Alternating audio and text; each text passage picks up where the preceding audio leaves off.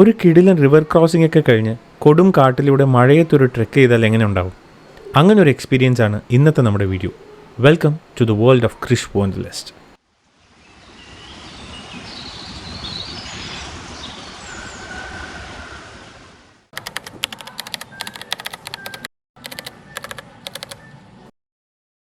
തിരുവനന്തപുരത്ത് നിന്ന് തെന്മലയിലേക്ക് പോകുന്ന റൂട്ടിലാണ് നമ്മളിപ്പോൾ ഉള്ളത്.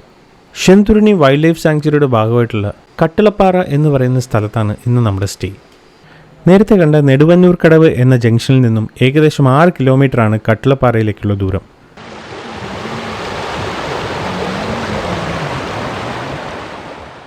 കാറ് പോകുന്ന ടാറിട്ട റോഡാണെങ്കിലും ഇതൊരു വനത്തിൻ്റെ ഭാഗമാണ്. അതുകൊണ്ട് തന്നെ കാട്ടുപോത്ത്, ആന തുടങ്ങിയ വന്യജീവികളെ കാണാനും സാധ്യതയുണ്ട്.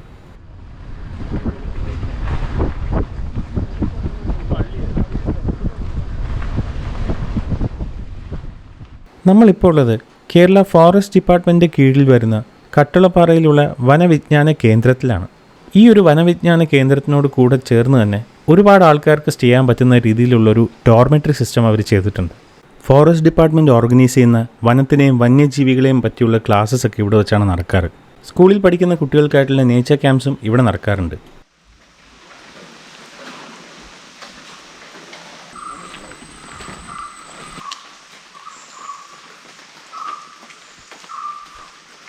ഷെന്തുരുണി വൈൽഡ് ലൈഫ് സാങ്ച്വറിയുടെ ഭാഗമായിട്ടുള്ള ഇടപ്പാളയം ട്രെക്കിന് വേണ്ടിയിട്ടാണ് ഞങ്ങൾ ഇത്തവണ വന്നത്. ട്രെക്ക് സ്റ്റാർട്ട് ചെയ്യുന്നത് നാളെ രാവിലെ ആയതുകൊണ്ട് കട്ടിളപ്പാറയ്ക്ക് ചുറ്റുമുള്ള പ്രദേശം ജസ്റ്റ് ഒന്ന് എക്സ്പ്ലോർ ചെയ്യാൻ പോയി.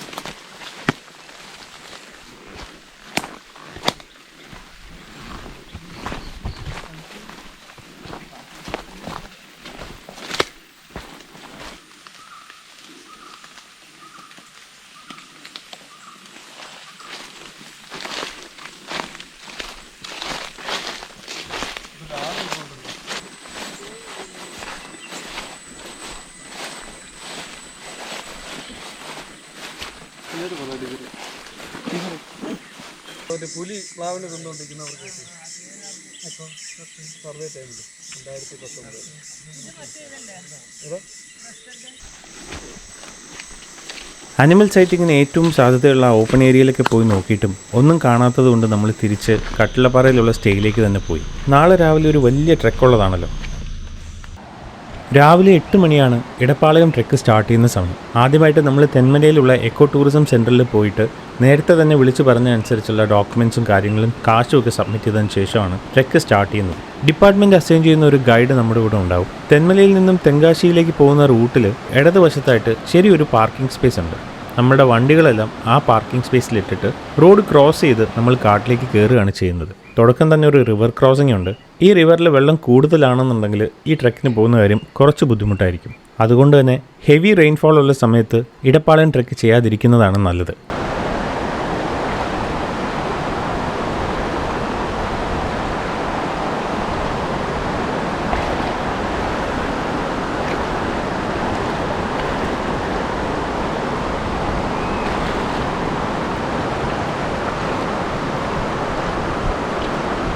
നല്ല വഴുക്കലല്ലേ?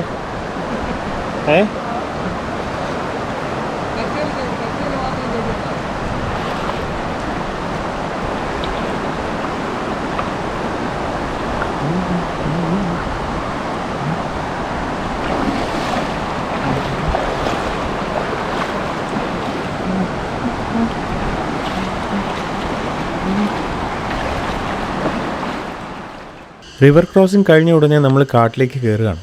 ഏകദേശം 18 കിലോമീറ്ററാണ് ഇടപ്പാളയം ട്രെക്കിൻ്റെ ടോട്ടൽ ഡിസ്റ്റൻസ് വരുന്നത്. കാട്ടിനുള്ളിൽ അത്യാവശ്യം വെള്ളം അവൈലബിൾ ആണെങ്കിലും മിനിമം 1-2 ലിറ്റർ വെള്ളം കയ്യിൽ കരുതുന്നതാണ് സേഫ്. പറ്റുവാണെങ്കിൽ അതൊരു മെറ്റൽ വാട്ടർ ബോട്ടിൽ തന്നെ കൊണ്ടുവരാൻ ശ്രമിക്കുക. പ്ലാസ്റ്റിക് ഒഴിവാക്കുന്നതാണ് എപ്പോഴും നല്ലത്, എസ്പെഷ്യലി ഡിസ്പോസിബിൾ ആയിട്ടുള്ള പ്ലാസ്റ്റിക്. ഇതൊരു ഫുൾ ഡേ ട്രെക്ക് ആയതുകൊണ്ട് തന്നെ ആവശ്യമായിട്ടുള്ള ഫുഡും സ്നാക്സും കയ്യിൽ കരുതണം. ഡിസ്റ്റൻസും എലിവേഷനും കാരണം ചിലർക്കെങ്കിലും കുറച്ച് ടഫായിട്ട് തോന്നുന്ന ഒരു ട്രെക്കാണിത്. അതുകൊണ്ട് തന്നെ നമ്മൾ നന്നായിട്ട് ടയേർഡ് ആവാനുള്ള ചാൻസ് ഉണ്ട്. സോ എനർജി ബൂസ്റ്റപ്പ് ചെയ്യുന്ന എന്തെങ്കിലുമൊക്കെ എപ്പോഴും കയ്യിൽ കരുതുന്നതാണ് നല്ലത്. ഡ്രൈ ഫ്രൂട്ട്സ് അല്ലെങ്കിൽ എനർജി ബാർ, ചിലർക്ക് ചോക്ലേറ്റ് നല്ലൊരു ഓപ്ഷനാണ്. മുള്ളംപന്നിയുടെ മുള്ളാണ് ഈ കയ്യിലിരിക്കുന്നത്. ഇത് പൊതുവെ കാടുകളിലൊക്കെ കാണപ്പെടുന്ന മൂട്ടിൽക്കായ എന്ന് പറയുന്ന ഒരുതരം ഫ്രൂട്ടാണ്. ചെറിയൊരു പുളിപ്പ് കലർന്നിട്ടുള്ളൊരു ടേസ്റ്റാണ്.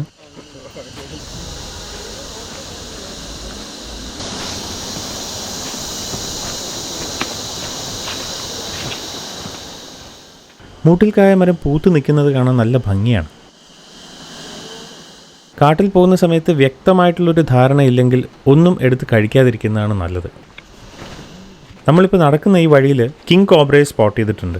ഇടപ്പാളയം ട്രെക്കിൽ ഏറ്റവും കൂടുതൽ കാണാൻ സാധ്യതയുള്ള മൃഗങ്ങൾ മ്ലാവ്, കാട്ടുപോത്ത്, ആന തുടങ്ങിയവയൊക്കെയാണ്. അതുപോലെ ഒരുപാട് റെപ്റ്റൈൽസും ബട്ടർഫ്ലൈസും ബേർഡ്സും ഉള്ളൊരു കാടാണിത്.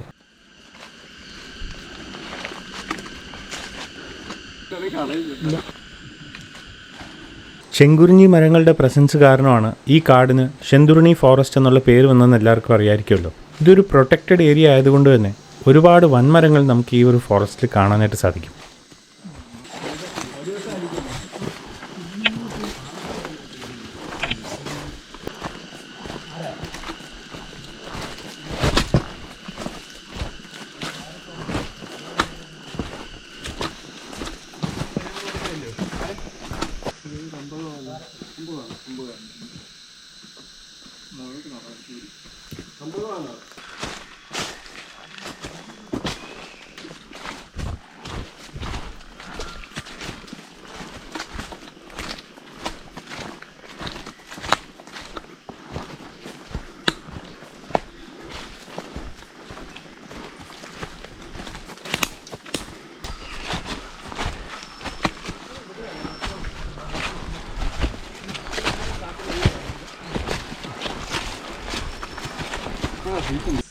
പിന്നെ കുറച്ച് മതിയായിരുന്നു. എൻ്റെ മൊബൈലിൽ പറഞ്ഞ നേരത്തെ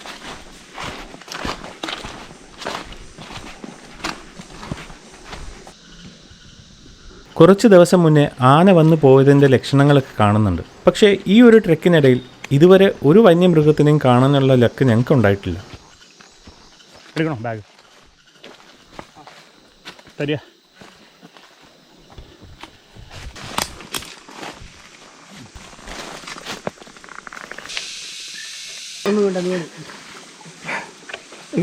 കൊള്ളാല്ലേ? ഭയങ്കര മധുരം.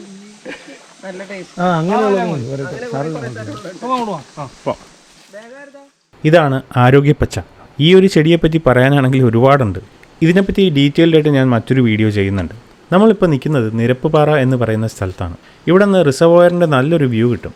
ആളില്ലാത്ത സമയത്ത് ഒരുപാട് മൃഗങ്ങൾ വന്നു പോയതിൻ്റെ ലക്ഷണങ്ങൾ ഇവിടെ കാണാനുണ്ട്. സ്ഥിരമായിട്ട് പുലിയും കാട്ടുപട്ടികളും കരടിയും ഒക്കെ വരുന്ന ഒരു സ്ഥലമാണെന്നാണ് നമ്മുടെ കൂടെ വന്ന് ഗൈഡ് പറഞ്ഞത്.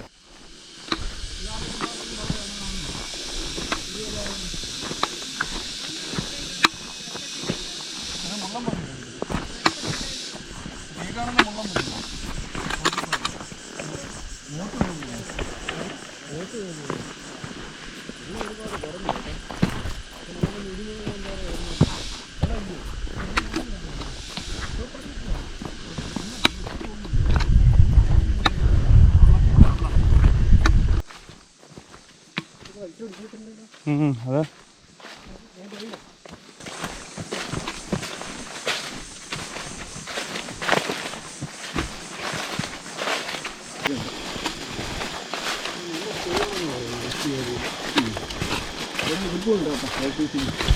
പകുതിപ്പാലെന്നും പറഞ്ഞു.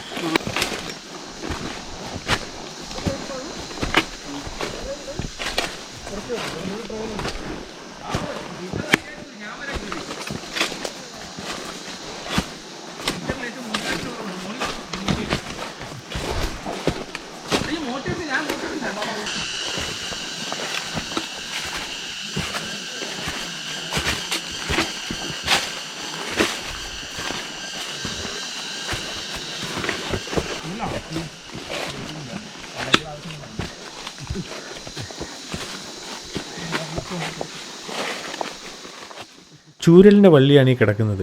സ്കൂളിൽ നിന്ന് മാഷന്മാർ തല്ലാനൊക്കെ ഉപയോഗിക്കുന്ന സാധനമില്ലേ അതിൻ്റെ.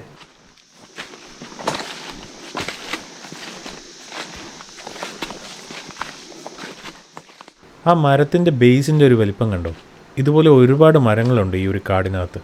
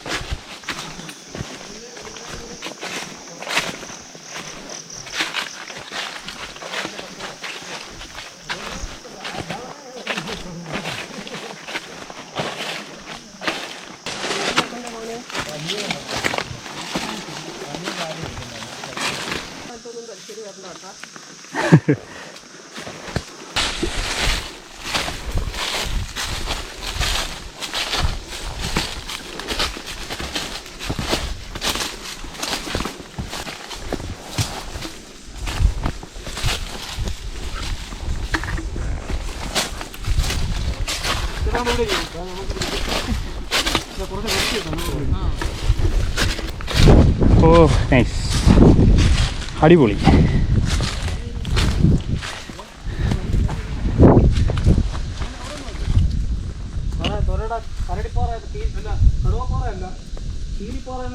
പേര് കേട്ടോ.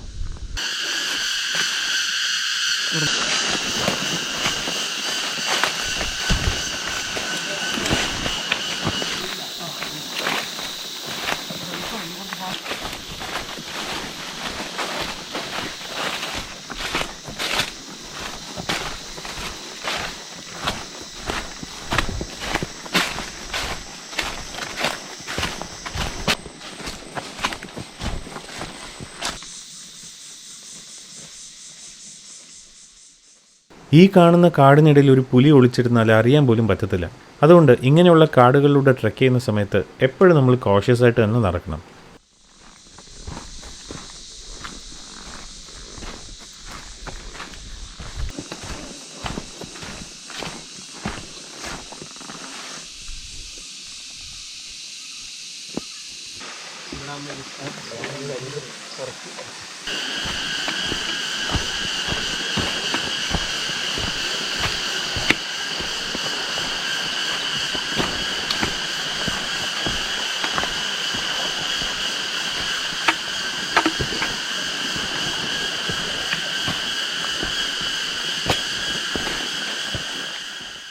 ഈ കാണുന്നതൊക്കെ മഴ സമയത്ത് നല്ലൊരു ലാൻഡ് സ്ലൈഡ് നടന്നതിൻ്റെ ബാക്കിയാണ് കേട്ടോ.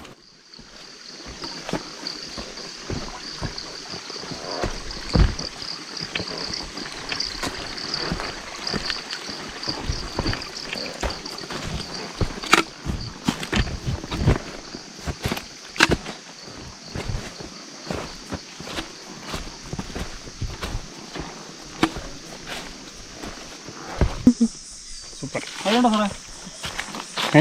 അതിലുണ്ടോ? ഉണ്ടെന്ന് പറഞ്ഞു.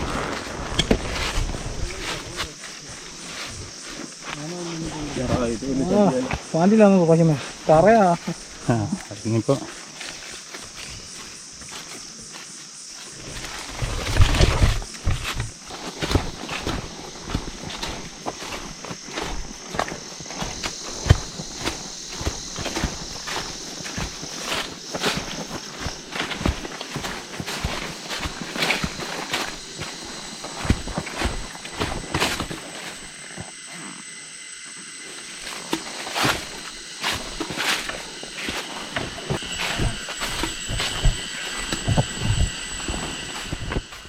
കാട് കയറി എത്ര എക്സ്പീരിയൻസ് ഉള്ള ആളാണെങ്കിലും ശരി, ഇങ്ങനെ ഒരു ഡെൻസ് ഫോറസ്റ്റിൽ വഴിതെറ്റി പോകാനുള്ള ചാൻസസ് വളരെയധികം കൂടുതലാണ്. അവിടെയാണ് നേറ്റീവായിട്ടുള്ള ഈ ഒരു പെർട്ടിക്കുലർ കാടിൽ എക്സ്പീരിയൻസ്ഡ് ആയിട്ടുള്ള ഒരു ഗൈഡിൻ്റെ ഇമ്പോർട്ടൻസ് വരുന്നത്. അവരറിയുന്നത് പോലെ ഈ കാടിനെ വേറെ ആർക്കും അടുത്തറിയാനായിട്ട് സാധിക്കില്ല.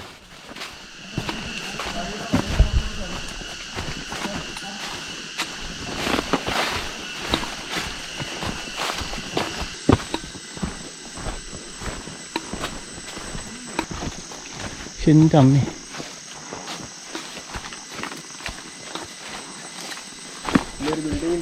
ആ അതെ.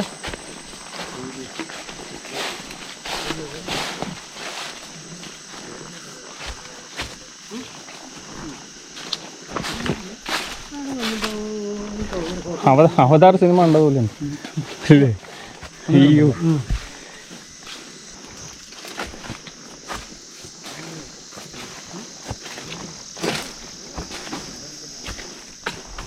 ഓ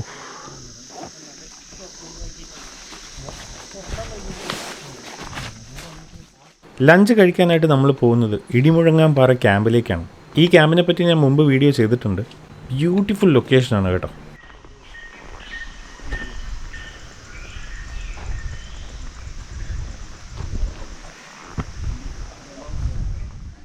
മഴ സമയത്താണെങ്കിൽ ഇതുവരെ ബോട്ടിൽ വരാനുള്ള ഓപ്ഷനുണ്ട്.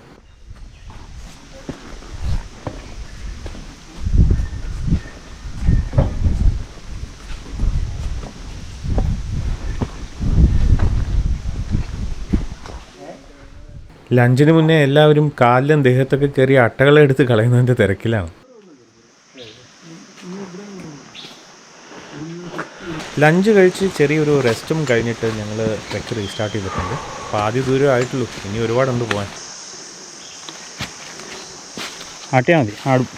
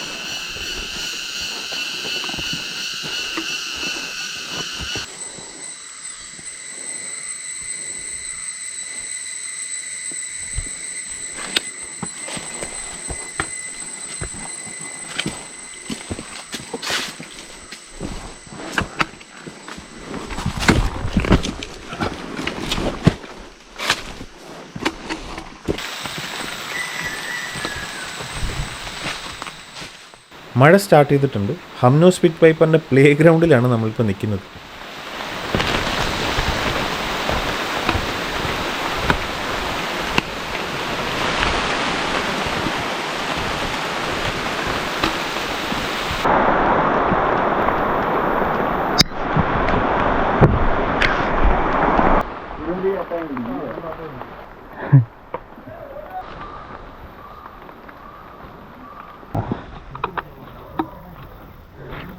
ആനപ്പിണ്ടാഹ ഫുള്ള് ആനപ്പിണ്ട. വാ, ഇതില്ലേ കാടിൻ്റെ അവസാനം അടുത്തേക്ക്.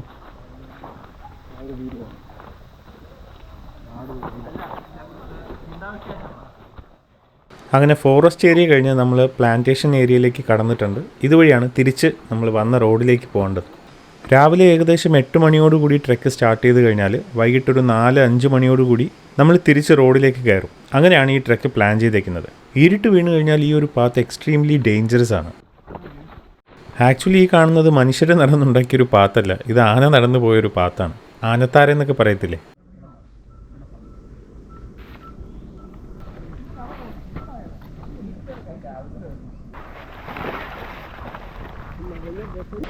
താഴേക്ക് പോട്ടെ. അതെ,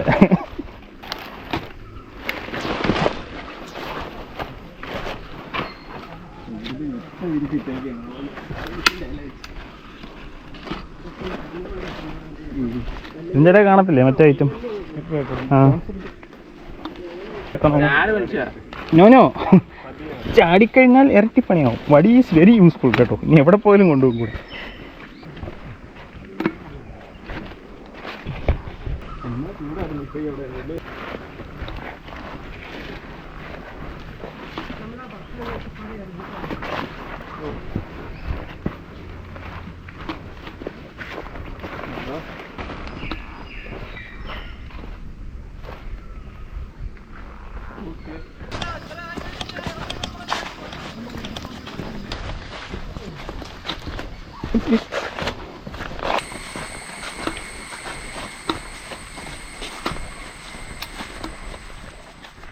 ട്രെക്ക് സ്റ്റാർട്ട് ചെയ്യുമ്പോൾ ഉള്ളതുപോലെ എൻഡ് ചെയ്യുന്ന സമയത്തും ഒരു റിവർ ക്രോസിംഗ് ഉണ്ട്. അത് ക്രോസ് ചെയ്താണ് റോഡിലേക്ക് കടക്കുന്നത്. റോഡിലേക്ക് കടന്ന് നമ്മൾ ചെന്ന് കയറുന്നത് ആനകുത്തി എന്ന് പറയുന്ന ഒരു സ്ഥലത്താണ്. ചേട്ടാ ഈ സ്ഥലത്തിന്റെ കറക്റ്റ് വരുന്നത് ആനകുത്തി എന്നാണോ? ഡിപ്പോ ആരെങ്കിലും ആന കുത്തിയിട്ടുണ്ടോ? അവിടെ നിന്ന് കുറച്ച് അകലെയായിട്ടാണ് നമ്മൾ വണ്ടി പാർക്ക് ചെയ്തേക്കുന്നത്. സോ വരുന്ന ഏതെങ്കിലും ഒരു ബസ്സിൽ കയറിയിട്ട് വണ്ടി പാർക്ക് ചെയ്ത സ്ഥലത്ത് പോയി ഇറങ്ങുകയാണ് ചെയ്യേണ്ടത്. നമ്മുടെ ഫിസിക്കൽ കണ്ടീഷൻ ഓക്കെ ആണെന്നുണ്ടെങ്കിൽ ഒരിക്കലെങ്കിലും ചെയ്തു നോക്കേണ്ട ഒരു ട്രെക്കാണ് ഇടപ്പാളയം ട്രെക്ക്. പലതരം ടെറൈൻസിലൂടെ കടന്നു പോകുന്ന ഈ ട്രെക്ക് നല്ലൊരു എക്സ്പീരിയൻസ് ആണ് ആക്ച്വലി. അൺഫോർച്ചുനേറ്റ്ലി ഇത്തവണ ഞങ്ങൾക്ക് വൈൽഡ് അനിമൽ സൈറ്റിംഗ് ഒന്നും ഇല്ലായിരുന്നെങ്കിലും നോർമലി ഇവിടെ വൈൽഡ് അനിമൽ സൈറ്റിങ്സ് ഉണ്ടാവാറുണ്ട്. സോ വീഡിയോ ഷെയർ ചെയ്യാനും ലൈക്ക് ചെയ്യാനൊന്നും മറക്കണ്ട. And stay tune for the next one. See you soon. Until then, adios amigos.